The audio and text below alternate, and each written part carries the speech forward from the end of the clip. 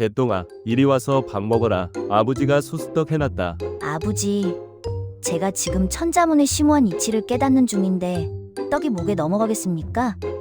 천자 그게 뭐야? 먹는 거냐? 하아, 우리 아버지 셈도 못하고 글도 모르시는데 딱 하나 잘하시는 게 있죠. 해, 나 고구마 잘 굽는다. 아니요, 저를 논밭에서 주워다 키운 그 무식한 정 하나요. 그런데 여러분, 저희 마을 최진사가 저를 뺏어가려고 음모를 꾸미고 있습니다. 우리 바보 아버지랑 저 같이 살 수 있을까요? 개똥아, 저기 최진사가 쌀 훔쳤다고 포졸들 데려온다. 헤헤. 아니, 그걸 왜 웃으면서 말해요, 아버지. 빨리 도망쳐야지. 자, 바보 아비와 천재 아들의 기막힌 역전 드라마 지금 바로 시작합니다. 연희아담에 오신 여러분 환영합니다. 구독과 좋아요 눌러주세요. 이야기 시작하겠습니다. 옛날 옛적 한양에서 멀리 떨어진 어느 산골 마을에 석구라는 머슴이 살고 있었습니다. 석구는 마을 사람들이 모두 바보라고 부르는 사내였지요. 말은 더듬고 셈은 못하고 아무리 맞아도 웃기만 하는 통에 사람들은 석구를 놀림감으로 여겼습니다. 한겨울 섣달 금음날 밤이었습니다. 석구는 주인집 심부름으로 이웃 마을에 다녀오는 길이었지요. 눈은 무릎까지 쌓였고 바람은 뼛속까지 파고들었습니다. 고갯마루를 넘던 석구의 발걸음이 멈춰섰습니다. 눈밭 한가운데서 무언가 꿈틀거리는 것이 보였기 때문이지요. 석구가 조심스레 다가가 보니 명주 보자기에 쌓인 갓난아기였습니다. 놀라운 것은 아기가 울지 않고 있다는 사실이었지요. 한겨울 밤 눈밭에 버려졌건만 아기는 그저 하늘을 바라보며 방긋 웃고 있었습니다. 석구는 그 미소를 보는 순간 가슴 한구석이 뜨거워짐을 느꼈습니다. 바보라고 손가락질 받으며 살아온 자신이었지만 이 아기만큼은 지켜줄 수 있을 것 같았지요. 석구는 떨리는 손으로 아기를 품에 안았습니다. 아기는 석구의 품에서도 여전히 웃고 있었습니다. 그렇게 석구와 아기의 운명이 엮이기 시작했습니다. 석구는 아기를 품에 안은 채 마을로 돌아왔습니다. 주인집 사랑채 뒤편에 있는 허름한 움막이 석구의 거처였지요. 다음 날 아침 석구가 아기를 업고 우물가에 나타나자 마을 사람들이 웅성거리기 시작했습니다. 저 바보가 어디서 아기를 주워왔대? 에이, 제 한 몸 건사하기도 바쁜 주제의 아기라니. 곧 버릴 게 뻔하지 뭐. 마을 사람들은 석구를 업신여기는데 익숙했습니다. 석구가 멀쩡히 일을 해도 품삯은 늘 반밖에 주지 않았고 무거운 짐은 언제나 석구의 몫이었지요. 어느 날은 장터에서 돌아오는 길에 최진사댁 도련님이 석구를 불러 세웠습니다. 야 바보야, 내가 이 짐을 집까지 날라다 주면 엿 한 개를 주마. 석구는 고개를 끄덕이며 무거운 쌀가마를 등에 짊어졌습니다. 땀을 뻘뻘 흘리며 최진사댁까지 짐을 나른 석구에게 도련님이 내민 것은 엿이 아니라 돌멩이였지요. 하하, 바보는 역시 바보로구나. 주변 사람들이 박장대소했지만 석구는 그저 멋쩍게 웃을 뿐이었습니다. 하지만 밤이 되어 움막으로 돌아온 석구는 달랐습니다. 아기를 바라보며 석구는 깊은 한숨을 내쉬었지요. 아가야, 나 같은 바보가 너를 키울 수 있을까? 아기는 석구의 얼굴을 빤히 바라보며 방긋 웃었습니다. 그 미소 하나에 석구의 마음속 어둠이 스르르 걷혔습니다. 석구는 아기를 키우기로 마음먹었지만 한 가지 고민이 생겼습니다. 아기에게 이름을 지어 주어야 했기 때문이지요. 마을의 점쟁이 할멈을 찾아간 석구가 물었습니다. 할멈, 이 아기에게 어떤 이름을 지어주면 좋겠습니까? 점쟁이 할멈은 아기를 한참 들여다보더니 고개를 저었습니다. 이 아기 귀한 상을 타고났구나. 하지만 너무 귀한 이름을 지으면 귀신이 시샘하여 데려간다네. 천한 이름을 지어야 오래 산다네. 석구는 고개를 끄덕이며 움막으로 돌아왔습니다. 밤새 고민하던 석구는 마침내 이름을 지었습니다. 바로 개똥이었지요. 아가야, 오늘부터 내 이름은 개똥이란다. 개똥이라는 이름은 참으로 천했습니다. 하지만 석구의 마음속에는 깊은 뜻이 담겨 있었지요. 개똥처럼 천하게 자라야 귀신의 눈을 피할 수 있고 그래야 오래오래 곁에 둘 수 있다는 간절함이었습니다. 석구는 개똥이를 품에 안으며 속삭였습니다. 개똥아, 나처럼 바보로 살아도 괜찮단다. 그저 오래오래 건강하게만 자라다오. 개똥이는 석구의 품에서 평화롭게 잠들었습니다. 천한 이름 하나에 담긴 아비의 정을 알 리 없었지만 아기의 얼굴에는 잔잔한 미소가 번지고 있었습니다. 계절이 바뀌고 개똥이는 어느덧 돌을 맞이했습니다. 석구는 품삯을 아껴 모아 개똥이의 돌잔치를 준비했지요. 비록 수수떡 몇 개와 미역국 한 그릇이 전부였지만 석구의 마음만큼은 세상 어느 잔치보다 성대했습니다. 그런데 이상한 일이 벌어졌습니다. 돌잡이를 하던 중 개똥이가 붓을 집어든 것이었지요. 어머, 저 바보의 자식이 붓을 잡다니. 마을 아낙네들이 수군거렸습니다. 하지만 더 놀라운 일은 그 다음이었지요. 개똥이는 붓을 쥔 채 땅바닥에 무언가를 그리기 시작했습니다. 갓 돌이 된 아기가 할 수 없는 행동이었지요. 석구는 가슴이 철렁 내려앉았습니다. 아기가 너무 특별하면 빼앗길 수도 있다는 두려움이 엄습했기 때문이었습니다. 그날 밤 석구는 개똥이를 꼭 안으며 중얼거렸습니다. 개똥아, 제발 남들 눈에 띄지 말아라. 그저 평범하게만 자라다오. 하지만 개똥이의 재능은 숨길 수 없었습니다. 두 돌이 되자 개똥이는 온전한 문장으로 말을 했고 세 돌에는 마을 어른들의 말을 척척 알아듣기 시작했지요. 저 아이 예사롭지 않구먼. 마을 훈장이 개똥이를 보며 혀를 찼습니다. 석구는 그 말이 칭찬인지 저주인지 알 수 없어 불안했습니다. 어느 봄날이었습니다. 석구가 밭을 매는 동안 개똥이는 서당 뒤편에서 놀고 있었지요. 서당에서는 훈장의 목소리가 들려왔습니다. 천지연왕, 우주옹황. 개똥이는 그 소리를 듣고 고개를 갸웃거리더니 따라 읊조렸습니다. 천지연왕, 우주옹황.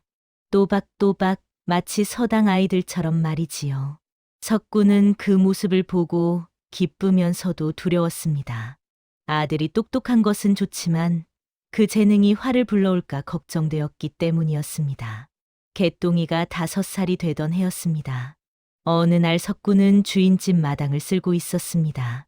그때 서당에서 아이들을 가르치는 훈장의 목소리가 들려왔지요. 일편단심 민들레야, 푸른 들에 내가 있어. 개똥이는 서당 담벼락 너머에서 그 소리를 듣고 있었습니다. 그러더니 어느새 훈장의 목소리를 따라 읊조리기 시작했지요. 일편단심 민들레야, 푸른 들에 내가 있어. 서당 아이들이 웅성거렸습니다. 저게 무슨 소리야? 담 너머에서 누가 따라하는 것 같은데? 훈장이 밖으로 나와 보니 개똥이가 서 있었습니다. 훈장은 신기한 듯 물었지요. 내가 지금 뭐라고 한 게냐? 개똥이는 씩 웃으며 대답했습니다. 일편단심 민들레야, 푸른 들에 내가 있어. 훈장은 감탄했지만 마을 아이들은 달랐습니다. 그들은 개똥이를 비웃었지요. 에이, 바보 자식이 글을 안다고? 우연히 따라한 거겠지. 그래, 원숭이도 흉내는 낼 수 있잖아. 석구는 그 광경을 멀리서 지켜보고 있었습니다. 가슴이 철렁 내려앉았지요. 이 아이 들키면 빼앗길지도 모른다. 석구는 그날 밤 개똥이를 다독이며 말했습니다. 개똥아, 앞으로는 서당 근처에 가지 말 거라. 알겠느냐? 개똥이는 고개를 끄덕였습니다. 하지만 아이의 눈빛에는 아쉬움이 가득했지요. 그해 여름, 마을에 큰 가뭄이 찾아왔습니다. 하늘은 구름 한 점 없이 맑았고 땡볕은 대지를 갈라지게 했지요. 논밭의 곡식은 말라 죽어갔고 우물물마저 바닥을 드러냈습니다. 마을 사람들은 기우제를 지냈습니다. 재물을 차려놓고 하늘에 빌었지만 비는 내리지 않았지요. 이러다 올해 농사는 다 망하겠구먼. 물 한 바가지가 쌀 한 되보다 귀한 세상이 되었어. 마을 어른들의 한숨 소리가 깊어만 갔습니다. 석구도 걱정이 태산 같았습니다. 가뭄이 들면 일거리가 줄어들고 일거리가 줄면 개똥이를 먹일 양식이 없어지기 때문이었지요. 어느 날 최 진사가 마을 사람들을 모아놓고 말했습니다. 내 돈을 들여 직관을 불렀소.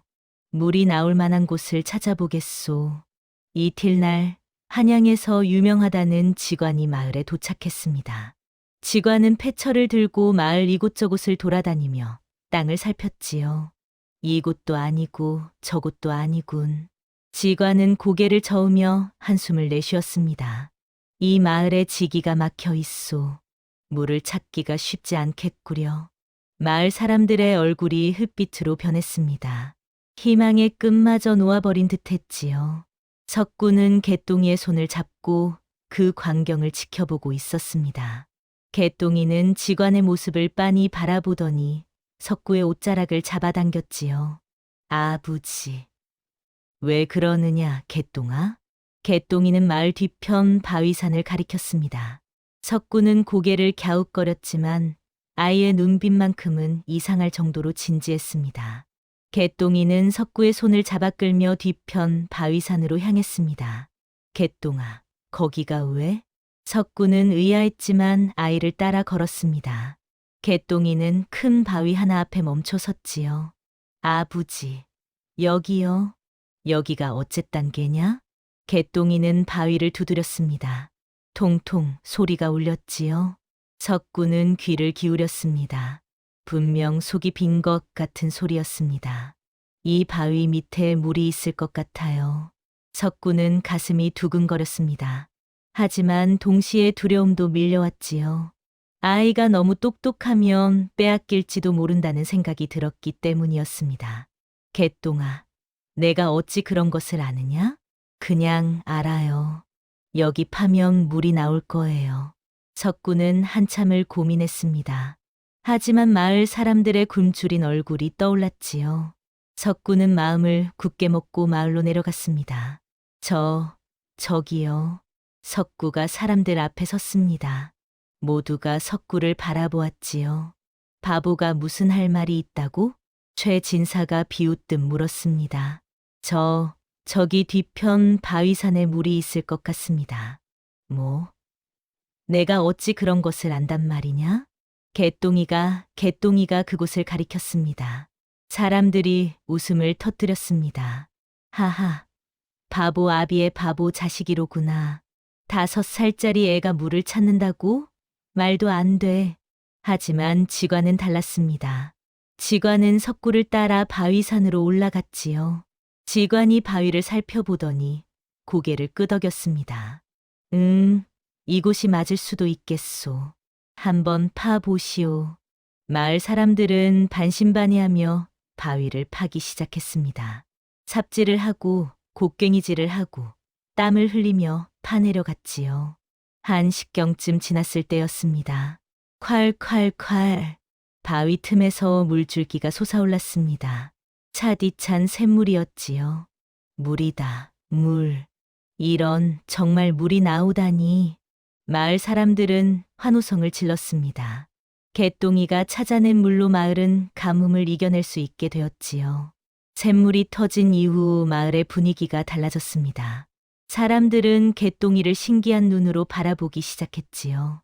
예전에는 바보의 자식이라며 무시하던 이들이었지만 이제는 달랐습니다. 개똥이가 물을 찾아냈다지? 그것도 한양의 직관도 못 찾은 것을 말이야. 저 아이, 보통 아이가 아닌 것 같아. 석구는 이런 소문이 달갑지 않았습니다. 칭송보다는 침묵이, 관심보다는 무관심이 더 안전하다는 것을 본능적으로 알고 있었기 때문이었지요. 어느 날 마을 훈장이 석구를 찾아왔습니다. 석구, 개똥이를 내 서당에 보내지 않겠는가? 저 아이는 글 공부를 해야 하네. 석구는 황급히 고개를 저었습니다. 아니옵니다, 훈장님. 개똥이는 그저 평범한 아이일 뿐입니다. 자네가 무슨 소리를 하는가? 물을 찾아낸 아이가 평범하단 말인가? 훈장은 안타까워하며 돌아갔지만 이는 시작에 불과했습니다. 마을 아낙네들도 개똥이를 보며 수군거렸지요. 저 아이, 하늘이 내린 재주를 가진 게 분명해. 석구 같은 바보가 키우기엔 아까운 아이야. 심지어 개똥이가 지나가면 사람들은 손가락질하며 구경했습니다. 마치 신기한 물건을 보듯 말이지요. 석구는 밤마다 개똥이를 꼭 껴안았습니다. 개똥아, 사람들이 너를 칭찬하는구나. 하지만 아버지는 무섭단다. 왜요, 아버지? 세상은 말이야, 너무 특별한 것을 좋아하지 않는단다. 남들과 다르면 시샘을 받고 시샘을 받으면 빼앗기기도 하지. 개똥이는 어린 나이였지만 아버지의 두려움을 느낄 수 있었습니다. 그러던 어느 날 석구의 불길한 예감은 현실이 되었습니다. 최진사댁에서 사람을 보내 석구를 부른 것이었지요. 석구는 떨리는 발걸음으로 최진사댁을 찾아갔습니다. 사랑채에는 최진사가 편안히 앉아 있었지요. 비단 두루마기에 옷가락질을 낀 손, 마을에서 가장 부유한 양반의 위엄이 느껴졌습니다. 석구, 안 깨나? 최진사의 목소리는 부드러웠습니다. 하지만 석구는 그 부드러움 속에 숨겨진 칼날을 느낄 수 있었지요. 예, 나으리. 석구는 고개를 조아리며 마루 밑에 앉았습니다. 자네 아들 개똥이 말일세. 참으로 영특한 아이더군. 아니옵니다, 나으리. 그저 우연히 그런 일이 있었을 뿐입니다. 최진사는 빙그레 웃었습니다. 우연이라. 하늘이 내린 재주를 우연이라 하는가? 자네는 참으로 겸손하구만. 최진사는 차를 한 모금 마시고는 본론을 꺼냈습니다. 내가 말일세, 개똥이를 우리 집안의 양자로 삼고 싶네. 제대로 된 교육을 받게 하고 훌륭한 선비로 키우고 싶다는 말일세. 석구의 머릿속이 하얘졌습니다. 예상했던 일이었지만 막상 듣고 보니 정신이 아찔했지요. 나으리, 그럴 수는 없사옵니다. 왜 그러한가? 자네 같은 천한 머슴보다 내가 훨씬 나은 환경을 만들어 줄 수 있지 않은가? 최진사의 목소리에 서늘함이 묻어났습니다. 개똥이는 제 자식이옵니다. 비록 주워온 아이이나 이제는 제 자식이나 다름없사옵니다. 허허, 주워온 아이라면 자네 자식도 아니지 않은가? 게다가 자네가 그 아이를 제대로 키울 수 있겠는가? 최진사는 자리에서 일어나 석구를 내려다보았습니다. 생각해 보게. 개똥이는 머슴의 자식으로 살 아이가 아니네. 양반의 자식으로 선비로 살아야 할 아이라네. 나으리. 오늘은 이만 돌아가 보게. 내일까지 답을 듣겠네. 석구는 비틀거리며 최진사댁을 나왔습니다. 하늘이 빙글빙글 돌았지요. 집으로 돌아온 석구는 개똥이를 보자마자 눈물이 쏟아졌습니다. 아버지, 왜 우세요? 개똥아, 미안하다. 아버지가 무능해서, 아버지가 바보라서 너를 지켜줄 수 없을 것 같구나. 개똥이는 석구의 눈물을 닦아 주었습니다. 아버지, 저는 아버지랑 같이 있으면 좋아요. 다른 곳은 가기 싫어요. 석구는 개똥이를 꼭 껴안았습니다. 하지만 석구는 알고 있었지요. 최진사 같은 양반의 뜻을 거스르는 것이 얼마나 위험한 일인지를 말입니다. 다음 날 아침, 석구는 차마 최진사댁으로 발길이 떨어지지 않았습니다. 움막 안에서 개똥이와 함께 앉아 있던 석구는 밖에서 인기척이 나자 깜짝 놀랐지요. 최진사댁에 청지기가 서 있었습니다. 석구, 나으리께서 부르시느니라. 석구는 어쩔 수 없이 청지기를 따라 최진사댁으로 향했습니다. 사랑채에는 어제와 같이 최진사가 앉아 있었습니다. 하지만 오늘의 표정은 달랐지요. 미소는 사라지고 차가운 눈빛만이 남아 있었습니다. 생각은 해보았는가? 나으리, 부디 용서해 주시옵소서. 개똥이는 저에게 너무나 소중한 아이옵니다. 최진사의 얼굴이 굳어졌습니다. 그래, 자네는 내 제안을 거절한다는 말인가? 송구하오나 그리하겠사옵니다. 최진사는 코웃음을 쳤습니다. 좋아. 그렇다면 할 수 없지. 하지만 석구, 자네 주제를 알아야 하네. 나으리, 그게 무슨 말씀이십니까? 최진사는 청지기에게 눈짓했습니다. 청지기가 쌀가마니 하나를 들고 들어왔지요.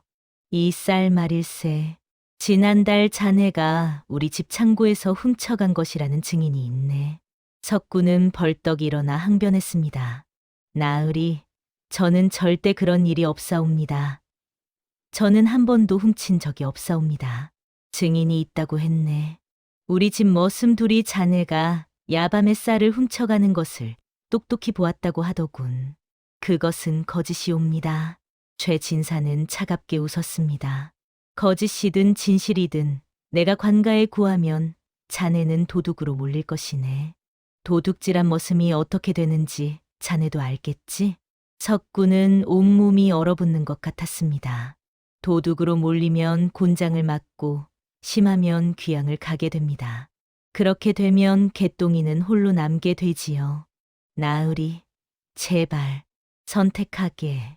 개똥이를 내게 맡기거나 아니면 자네가 도둑으로 관가에 끌려가거나. 최진사의 목소리에는 협박과 위협이 가득했습니다. 석구는 무릎을 꿇었습니다. 나으리, 제발 저만은 살려주시옵소서. 개똥이가 저 없이는 살 수 없사옵니다. 그렇다면 답은 정해진 것 아닌가? 개똥이를 내게 맡기면 자네도 살고 아이도 잘 살게 될 것이네. 석구는 고개를 떨구었습니다. 눈물이 뚝뚝 떨어졌지요. 사흘을 주겠네. 사흘 안에 개똥이를 데려오게. 그렇지 않으면 자네는 도둑으로 관가에 넘겨질 것이네. 석구는 비틀거리며 최진사댁을 나왔습니다. 세상이 온통 캄캄했습니다. 평생 처음으로 석구는 절망이라는 것을 제대로 느꼈지요. 석구는 움막으로 돌아왔지만 개똥이를 마주 볼 용기가 나지 않았습니다. 아부지, 배고파요. 개똥이가 천진하게 웃으며 다가왔습니다. 석구는 그 웃음을 보자 가슴이 찢어지는 것 같았지요. 그래, 밥을 지어주마. 석구는 떨리는 손으로 밥을 지었습니다. 하지만 한술도 넘어가지 않았지요. 밤이 되었습니다. 개똥이는 석구의 품에 안겨 잠들었습니다. 석구는 잠든 개똥이의 얼굴을 한참 동안 바라보았지요. 내가 이 아이를 지킬 수 있을까? 석구의 마음속에는 온갖 생각이 오갔습니다. 최진사댁에 보내면 개똥이는 양반의 자식이 된다.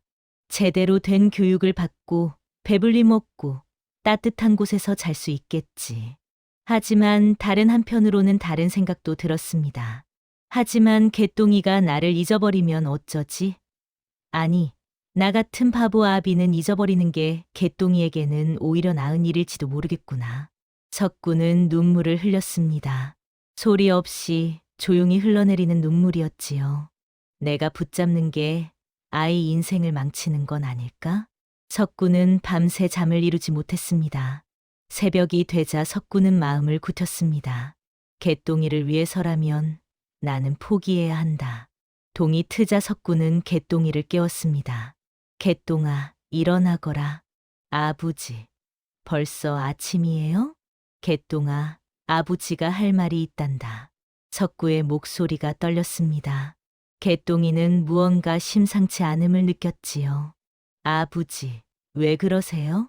개똥아, 너는 말이야, 여기서 살기에는 너무 특별한 아이란다. 더 좋은 곳에서 더 좋은 사람들과 살아야 해. 개똥이의 눈이 커졌습니다. 아부지, 저를 버리시려고요? 버리는 게 아니란다. 너를 위하는 거야. 개똥이는 석구의 옷자락을 붙잡았습니다. 싫어요. 저는 아부지랑 같이 있고 싶어요. 다른 곳은 가기 싫어요. 개똥아, 아부지, 제가 잘못했어요? 제가 물을 찾은 게 잘못이에요? 제가 똑똑한 게 잘못이에요? 개똥이의 눈에서 눈물이 쏟아졌습니다. 석구는 그 눈물을 보며 가슴이 무너져 내렸지요. 아니란다, 개똥아. 내 잘못이 아니야. 그때였습니다. 개똥이가 석구를 똑바로 바라보며 말했습니다. 아부지, 저 좀 믿어주세요. 제가 방법을 찾아볼게요. 석구는 고개를 들었습니다. 5살밖에 안 된 아이의 눈빛이 너무나도 단단해 보였지요. 개똥아, 내가 무슨 방법을 찾는단 말이냐? 일단 저를 믿어주세요. 제가 꼭 우리가 같이 있을 수 있는 방법을 찾을게요. 석구는 개똥이를 꼭 껴안았습니다. 작은 희망이 생긴 것 같았습니다. 개똥이는 석구에게 한 가지 부탁을 했습니다. 아버지, 최진사 나으리께 제가 직접 말씀드리고 싶어요. 뭐라고? 개똥아, 그건 너무 위험하단다. 괜찮아요. 제가 방법이 있어요. 석구는 불안했지만 개똥이의 눈빛을 믿기로 했습니다.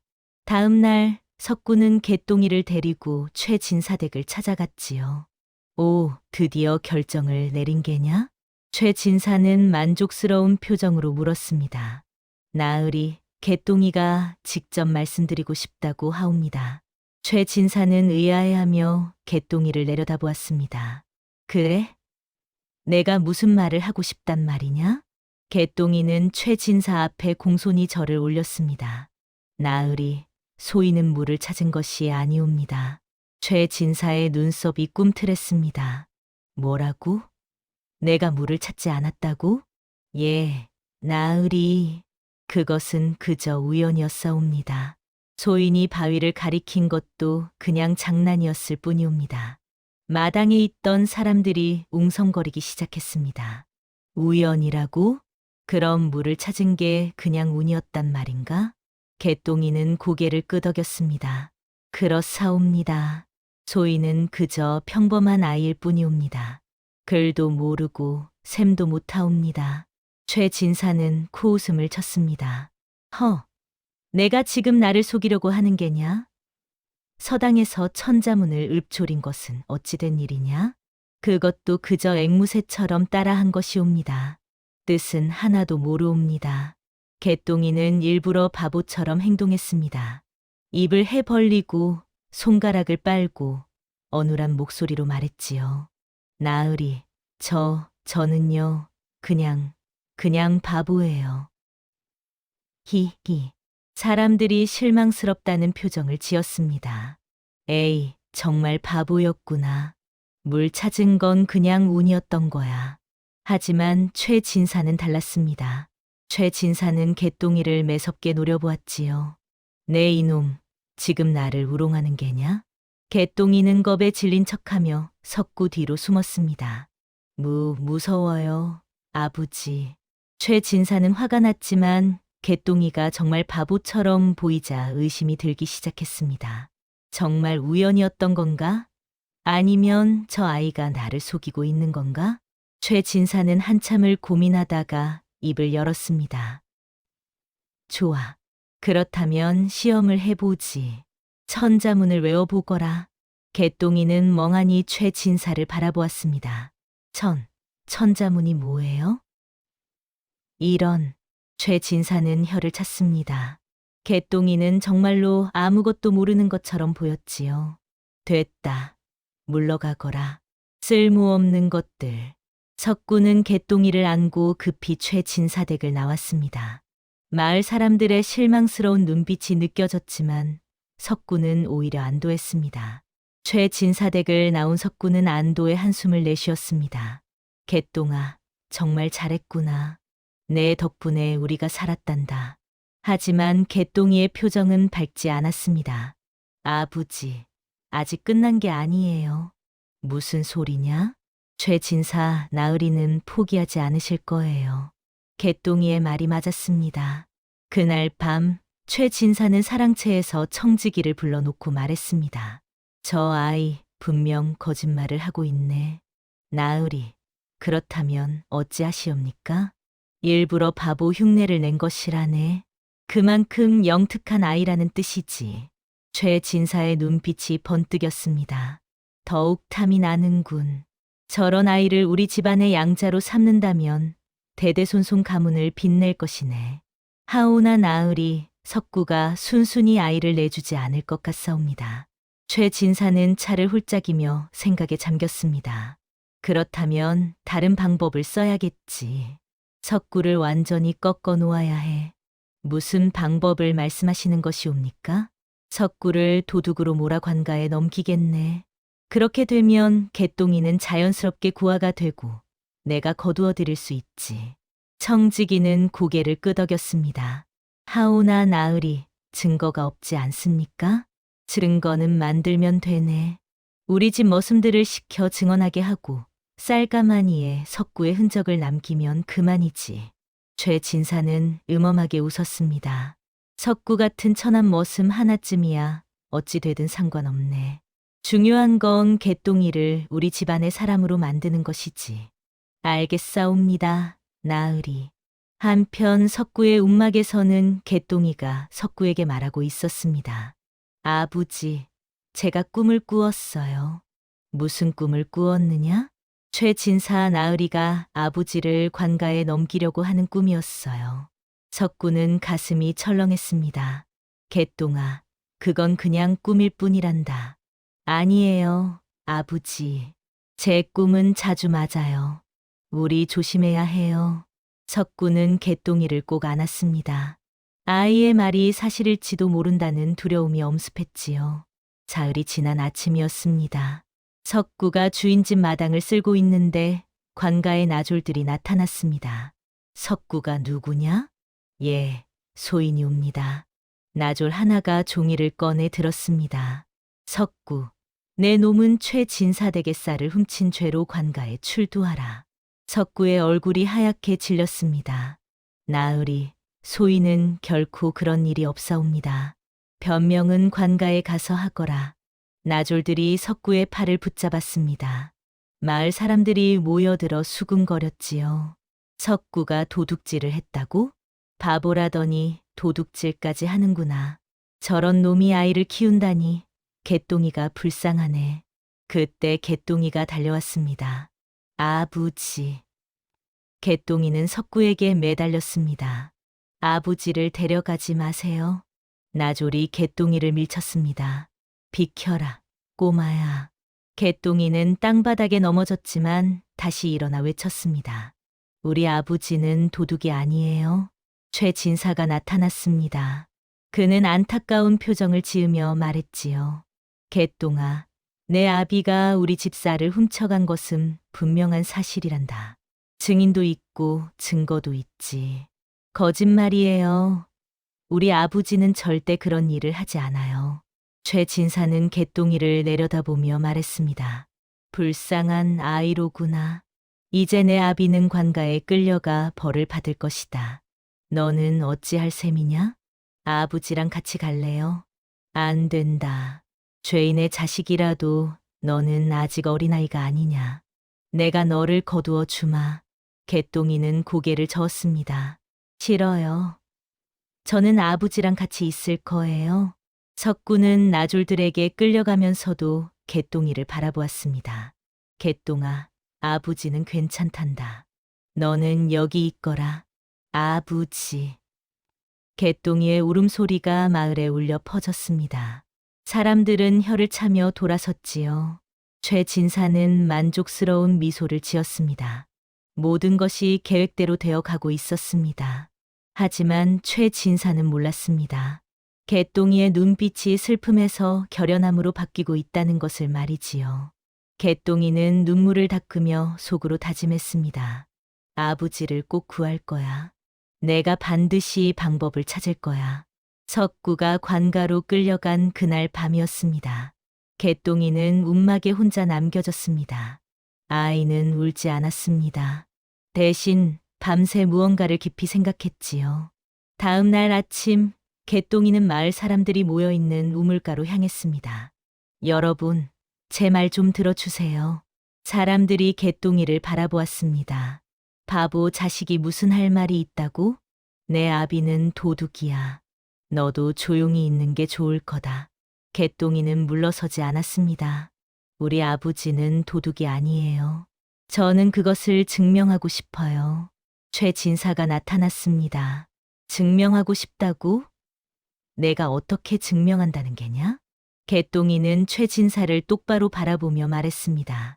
나으리, 제가 수수께끼 세 문제를 내겠습니다. 나으리께서 세 문제를 모두 맞히시면 제가 나으리 댁의 양자가 되겠습니다. 사람들이 웅성거렸습니다. 5살짜리가 무슨 수수께끼를? 저 아이, 정신이 나간 게 아닌가? 최진사는 흥미로운 표정을 지었습니다. 재미있는 제안이구나. 하지만 내가 문제를 못 맞히면 어찌할 셈이냐? 개똥이는 또박또박 말했습니다. 나으리께서 한 문제라도 틀리시면 우리 아버지를 풀어주시고 더 이상 저희를 괴롭히지 말아주세요. 그리고 거짓 증언을 한 것을 인정해 주세요. 최 진사는 웃음을 터뜨렸습니다. 하하, 좋다.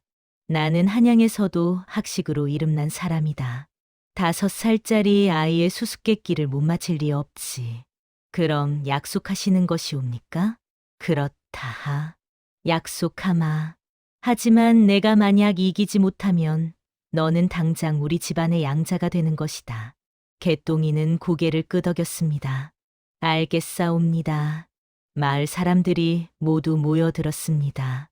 이런 신기한 구경은 처음이었지요. 훈장도 나타나 말했습니다. 최진사 나으리, 제가 심판을 보겠습니다. 공정하게 판정하겠사옵니다. 좋소. 그럼 시작하겠소. 개똥이는 깊은 숨을 들이쉬었습니다. 이제 모든 것이 이 순간에 달려 있었지요. 최진사는 여유로운 표정으로 앉았습니다. 자, 그럼 첫 번째 수수께끼를 내어보거라. 마을 사람들은 숨을 죽이고 지켜보았습니다. 바보 머슴의 아들과 마을 최고 양반의 대결이 시작된 것이었습니다. 개똥이의 눈빛은 그 어느 때보다 단단했습니다. 아버지를 구하기 위해서라면 무엇이든 할 수 있었지요. 개똥이가 입을 열었습니다. 첫 번째 수수께끼입니다. 세상에서 가장 무거운 것은 무엇입니까? 최진사는 빙그레 웃었습니다. 허허, 그런 쉬운 문제를 내다니. 세상에서 가장 무거운 것은 산이지. 태산같이 무겁다는 말도 있지 않은가? 사람들이 고개를 끄덕였습니다. 그럴듯한 답이었지요. 하지만 개똥이는 고개를 저었습니다. 틀렸습니다. 최진사의 얼굴이 굳어졌습니다. 뭐라고? 그럼 바위인가? 아니면 하늘인가? 아니옵니다. 다음 문제로 넘어가겠습니다. 최진사는 불쾌한 표정을 지었지만 참았습니다. 좋다. 다음 문제를 내어라. 개똥이가 두 번째 질문을 했습니다. 세상에서 가장 빠른 것은 무엇입니까? 최진사는 자신 있게 대답했습니다. 그야 당연히 바람이지. 바람보다 빠른 것이 어디 있겠는가? 개똥이는 다시 고개를 저었습니다. 틀렸습니다. 그럼 번개인가? 화살인가? 아니옵니다. 최진사의 얼굴에 땀이 맺히기 시작했습니다. 사람들도 웅성거렸지요. 최진사께서 두 문제나 틀리시다니. 저 아이 정말 보통이 아니구나. 최진사는 억지로 침착함을 유지하며 말했습니다. 좋다. 마지막 문제를 내어라. 개똥이의 목소리가 울려 퍼졌습니다.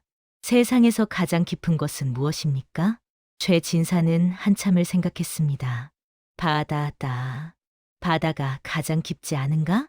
개똥이는 마지막으로 고개를 저었습니다. 틀렸습니다. 최진사는 벌떡 일어났습니다. 이럴 수가. 그럼 우물인가? 땅속인가? 도대체 답이 뭐란 말이냐? 사람들의 시선이 모두 개똥이에게 쏠렸습니다. 개똥이는 최진사를 바라보며 천천히 입을 열었습니다. 첫 번째 질문의 답은 세상에서 가장 무거운 것은 부모의 마음입니다. 사람들이 숨을 죽였습니다. 자식을 걱정하는 부모의 마음만큼 무거운 것은 없습니다. 산도, 바위도, 하늘도 부모의 마음보다 무겁지 못합니다. 개똥이는 관가 쪽을 바라보았습니다. 그곳에 석구가 갇혀 있었지요. 우리 아버지는 저를 위해 평생을 바치셨습니다. 눈밭에서 버려진 저를 주워 키우셨습니다. 당신은 바보라고 놀림받으면서도 저 하나만은 제대로 키우고 싶어 하셨습니다. 개똥이의 목소리가 떨렸습니다. 그 마음이 얼마나 무거웠겠습니까? 매일 밤 저를 보며 내가 이 아이를 지킬 수 있을까 고민하시는 아버지의 마음이 얼마나 무거웠겠습니까? 마을 아낙네 하나가 눈물을 훔쳤습니다. 사람들의 표정이 숙연해졌지요. 개똥이가 계속 말했습니다. 두 번째 질문의 답은 세상에서 가장 빠른 것은 사람의 생각입니다. 최 진사가 입을 다물지 못했습니다. 바람도 번개도 화살도 생각보다 빠르지 못합니다. 생각은 눈 깜짝할 사이에 한양에서 제주도까지, 아니 하늘 끝까지 갈 수 있습니다. 개똥이는 최 진사를 똑바로 바라보았습니다. 나으리께서는 저를 양자로 삼겠다는 생각을 하셨습니다. 그 생각은 바람보다 빨리 계획이 되었고 우리 아버지를 도둑으로 모으는 거지까지 만들어냈습니다. 생각만큼 빠른 것이 어디 있겠습니까? 사람들이 웅성거리기 시작했습니다. 최 진사의 얼굴이 붉어졌지요. 마지막 질문의 답은 개똥이는 한 번 더 깊은 숨을 들이쉬었습니다. 세상에서 가장 깊은 것은 사람의 은혜입니다. 개똥이의 눈에서 눈물이 흘러내렸습니다. 바다도 우물도 땅속도 은혜만큼 깊지 못합니다. 우리 아버지께서 저에게 베푸신 은혜는 바다보다 깊습니다. 개똥이는 무릎을 꿇었습니다. 아버지는 저를 버릴 수도 있었습니다. 눈밭에 버려진 아기를 그냥 지나칠 수도 있었습니다. 하지만 아버지는 저를 안아주셨습니다. 사람들이 고개를 숙였습니다. 누군가는 훌쩍이는 소리를 냈지요. 아버지는 바보라고 놀림받으면서도 저를 먹이고 입히고 재웠습니다. 당신 한 끼를 걸으면서도 저에게는 밥을 주셨습니다. 개똥이의 목소리가 울먹였습니다. 그 은혜가 얼마나 깊습니까? 제가 100년을 살아도 갚을 수 없는 은혜입니다. 그래서 세상에서 가장 깊은 것은 사람의 은혜입니다. 마을이 고요해졌습니다. 바람 소리마저 멈춘 것 같았지요. 훈장이 눈물을 닦으며 일어났습니다. 최 진사 나으리, 개똥이가 이겼습니다. 세 문제 모두 틀리셨사옵니다. 최 진사는 말문이 막혔습니다. 변명을 하려 해도 할 말이 없었지요. 그때 관가에서 석구가 풀려나왔습니다. 나졸들도 개똥이의 말을 듣고 감동했던 것이지요. 아부지. 개똥이가 석구에게 달려갔습니다. 석구는 개똥이를 꼭 안았습니다. 개똥아, 미안하다. 아버지가 무능해서. 아니에요, 아버지. 아버지는 세상에서 가장 훌륭한 분이에요. 석구는 처음으로 사람들 앞에서 소리내어 울었습니다. 기쁨의 눈물이었지요. 사람들은 박수를 쳤습니다. 최 진사는 고개를 떨구고 사랑채로 들어갔습니다. 마을 훈장이 말했습니다. 오늘 우리는 진짜 지혜가 무엇인지 배웠습니다. 책에서 배우는 지식이 아니라 진심에서 우러나오는 지혜 말입니다. 며칠이 지난 어느 날 마을에 낯선 행차가 도착했습니다. 화려한 가마와 호위 무사들 그리고 관복을 입은 관리들이었지요. 마을 사람들이 모두 놀라 나와 구경했습니다. 저게 누구신가?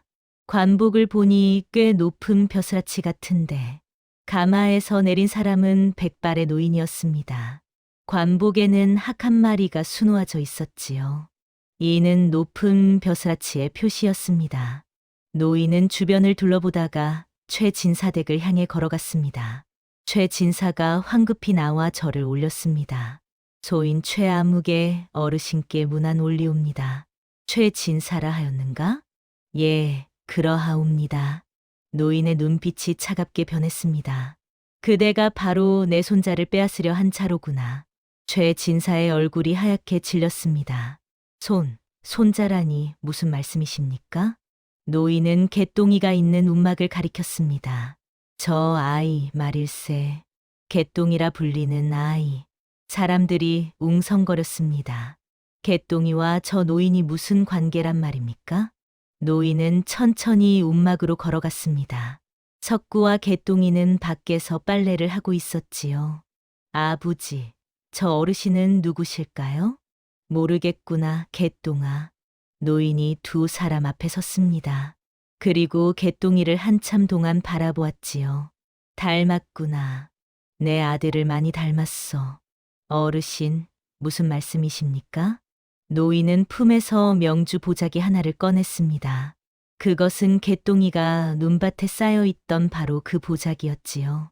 석구가 깜짝 놀라 물었습니다. 어르신, 어찌 그 보자기를 가지고 계십니까? 이 보자기는 우리 집안 대대로 내려오는 것이네. 내 며느리가 아이를 낳았을 때 싸주었던 보자기지. 노인은 눈물을 글썽이며 말을 이었습니다. 5해 전 정치 싸움에 휘말려 내 아들이 역적으로 몰렸네.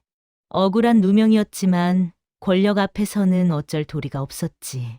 그렇다면 아들과 며느리는 목숨을 잃었고 손자만은 살리려고 몰래 피신시켰네. 하지만 추운 겨울날 손자를 찾지 못했지. 노인은 개똥이를 바라보며 미소 지었습니다. 하늘이 도우셨구나. 자네 같은 선한 이가 내 손자를 키워주었으니. 석구는 얼떨떨한 표정으로 물었습니다. 그렇다면 개똥이는 양반집 자손이라는 말씀이십니까? 그렇네. 게다가 이제는 역적의 누명도 벗겨졌네. 임금께서 친히 억울함을 풀어주셨지. 노인은 석구에게 깊은 절을 올렸습니다. 자네 덕분에 내 손자가 살았네. 이 은혜를 어찌 갚아야 할지 모르겠구려. 석구는 황급히 노인을 부축했습니다. 아니옵니다, 어르신. 개똥이는 제게도 소중한 아이였습니다. 개똥이는 석구와 노인을 번갈아 바라보았습니다. 혼란스러웠지만 한 가지는 분명히 알 수 있었지요. 자신을 키워준 아버지도 자신을 찾아온 할아버지도 모두 자신을 진심으로 사랑한다는 것을 말입니다. 노인의 정체가 밝혀지자 마을은 발칵 뒤집혔습니다. 개똥이의 할아버지는 바로 전 좌의정이었던 것이지요. 비록 벼슬에서 물러났지만 여전히 조정에서 영향력이 큰 인물이었습니다.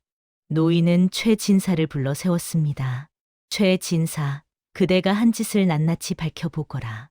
최 진사는 땀을 뻘뻘 흘리며 고개를 숙였습니다. 소인이 무슨 짓을 했단 말씀이십니까?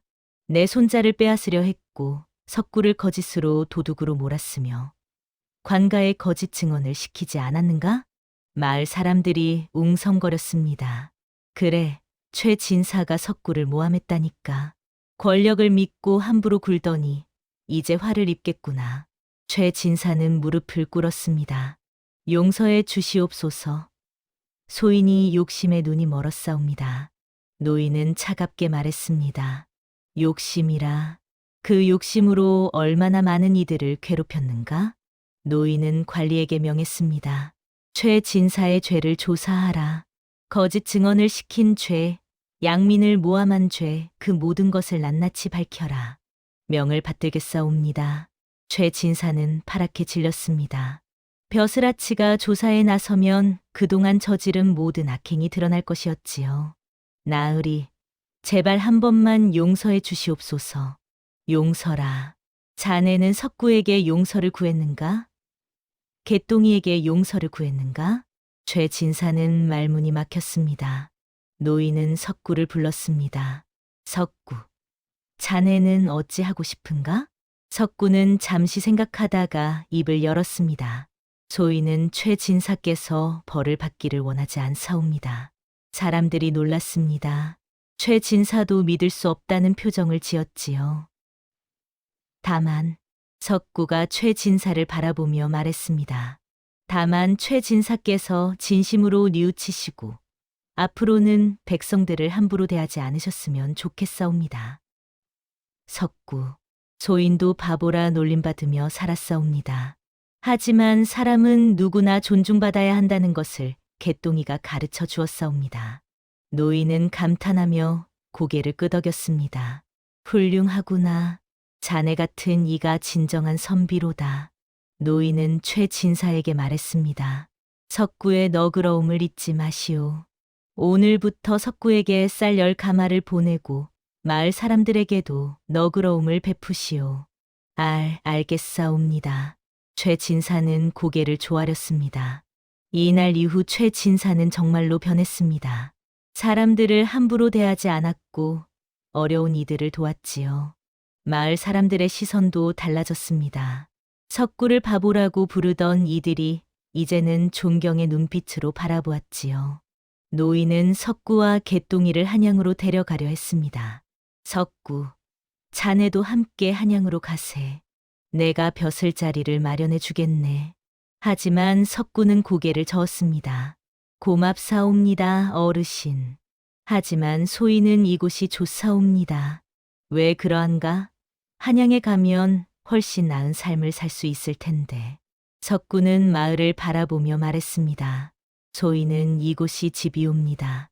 비록 바보라고 놀림받았지만 이곳 사람들과 함께 살아왔사옵니다. 노인은 개똥이를 보았습니다. 개똥아, 너는 어찌 하고 싶으냐? 개똥이는 잠시 고민하다가 대답했습니다. 할아버지, 저는 아버지랑 같이 있고 싶어요. 하지만 할아버지도 뵙고 싶어요. 그렇구나. 노인은 한참을 생각하다가 말했습니다. 그렇다면 이렇게 하는 것이 어떻겠는가. 개똥이는 1년의 반은 한양에서 나와 함께 공부하고 반은 이곳에서 석구와 함께 지내는 것이지. 석구와 개똥이의 얼굴이 환해졌습니다. 정말이옵니까? 그렇다. 그리고 석구, 자네에게도 이 마을의 이장 자리를 맡기겠네. 자네만큼 사람들을 아끼는 이가 없으니. 마을 사람들이 박수를 쳤습니다. 바보 석구가 이장이라니. 하지만 그만큼 착한 사람도 없지. 세월이 흘렀습니다. 개똥이는 한양에서 학문을 닦았고 마을에서는 석구에게 효도를 다했지요. 15살이 되었을 때 개똥이는 과거에 장원급제했습니다. 그리고 25살이 되던 해 개똥이는 암행어사가 되어 마을을 찾아왔습니다. 검은 관복에 어사화를 들고 나타난 개똥이를 보고 마을 사람들은 환호했지요. 개똥이가 어사가 되었구나. 바보의 자식이 나라의 어사라니. 개똥이는 가장 먼저 석구를 찾았습니다. 석구는 이제 백발이 성성한 노인이 되어 있었지요. 개똥이는 석구 앞에 무릎을 꿇고 큰 절을 올렸습니다. 아버지, 그동안 건강하셨습니까? 개똥아, 내가 이렇게 훌륭하게 자라주어서 아버지는 더 이상 바랄 것이 없구나. 아버지, 제가 오늘 이 자리에 있는 것은 모두 아버지 덕분입니다. 개똥이는 사람들 앞에서 말했습니다. 사람을 키운 것은 지혜가 아니라 끝까지 버리지 않은 마음이었습니다. 학문도 재주도 아닌 진심이었습니다. 개똥이는 석구를 부축하며 말을 이었습니다. 우리 아버지는 세상이 바보라 불렀지만 진정한 지혜를 가지신 분이었습니다. 사람을 사랑하는 마음, 그것이 가장 큰 지혜였습니다. 마을 사람들은 그날 바보라는 말을 다시는 입에 올리지 않기로 다짐했습니다. 옛말에 백절불굴이라는 말이 있습니다. 어떠한 난관에도 굽히지 않고 이겨나간다는 뜻이지요. 석구와 개똥이는 그렇게 세상의 편견과 시련을 이겨냈습니다. 진정한 사랑은 포기하지 않는 것이며 진정한 지혜는 사람을 아끼는 마음에서 나온다는 것을 우리는 이 이야기를 통해 배울 수 있습니다. 다음 영상을 빠르게 만나보시려면 좋아요와 구독을 눌러주세요. 그럼 더 재미있는 영상으로 찾아뵙겠습니다. 모두 행복한 하루 보내세요.